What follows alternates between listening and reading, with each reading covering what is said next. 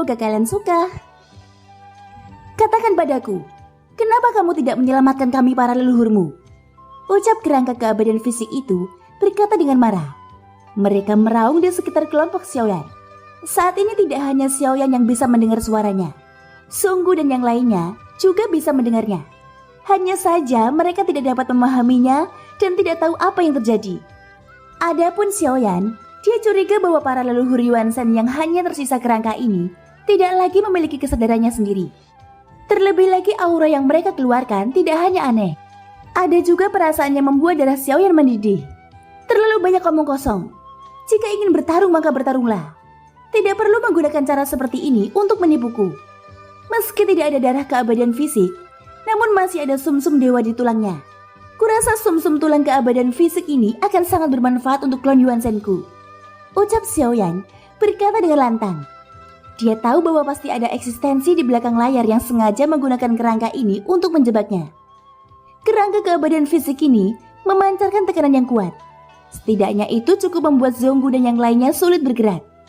Namun untungnya kerangka-kerangka ini sepertinya hanya mengenarjetkan Xiaoyan. Xiaoyan yang terkepung segera menyatu dengan tubuh klon Yuan Shen. Kemudian tubuhnya langsung membesar dari ukuran normal menjadi 1000 kaki. Hanya dalam sekejap mata, tubuh raksasa Xiaoyan setara dengan para kerangka keabadian fisik. Karena kalian memaksaku, maka aku tidak akan segan untuk menggunakan esensi tulangmu dan membiarkan tubuhku maju selangkah lagi. Ucap Xiaoyan berkata dengan dingin. Mengenai kerangka keabadian fisik ini, tidak ada belas kasihan di mata Xiaoyan. Apa yang sebenarnya membuat Xiaoyan takut bukanlah kerangka keabadian fisik ini. Tapi Xiaoyan sedang berpikir mengapa mereka ras Yuan Shen bisa tewas di sini. Sejauh mata memandang, sudah ada 8 kerangka keabadian fisik.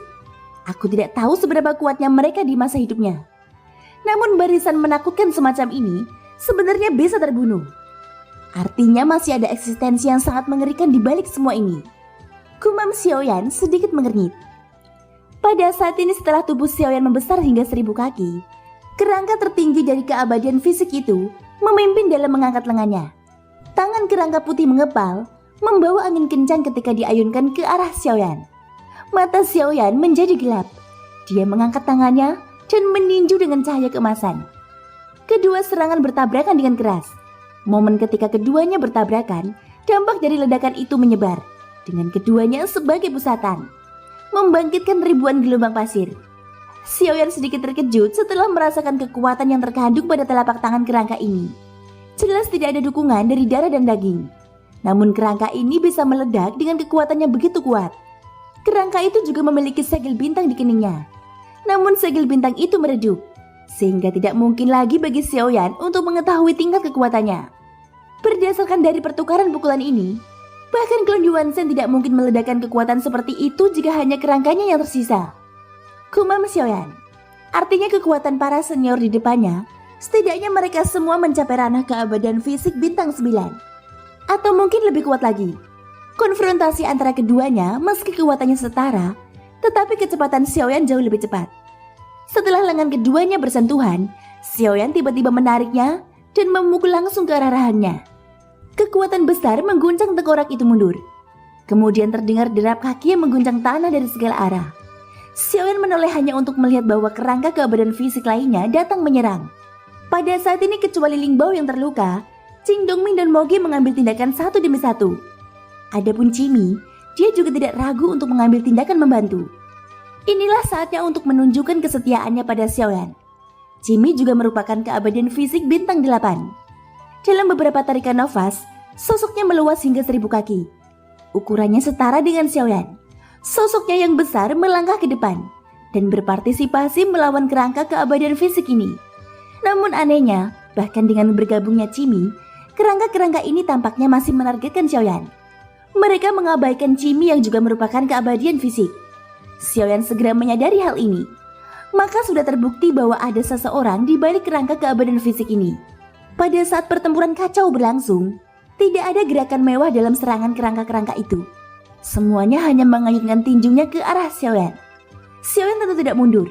Sosoknya bergerak cepat dan menangkap salah satu dari mereka. Dia menggunakan sikunya yang paling keras untuk memukul wajah tengkorak di depannya.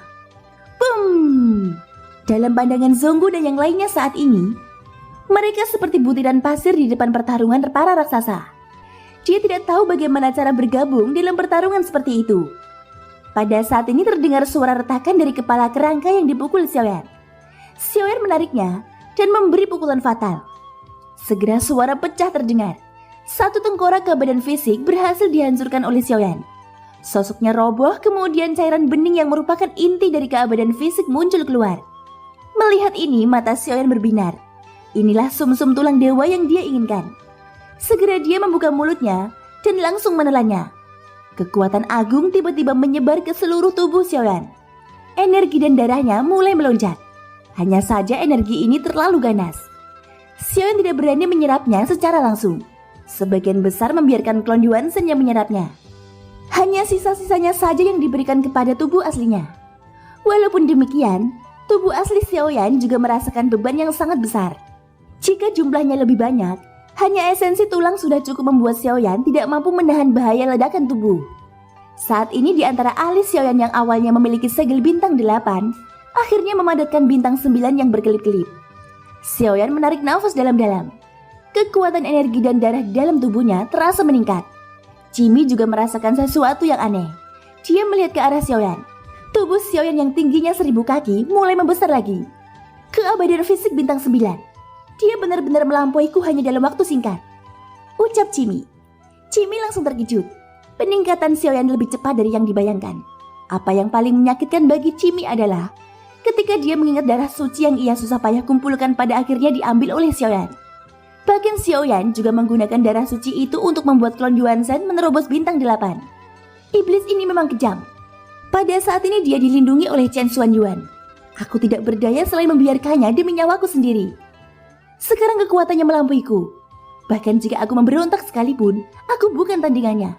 Terlebih lagi tubuh ini didominasi oleh jiwanya.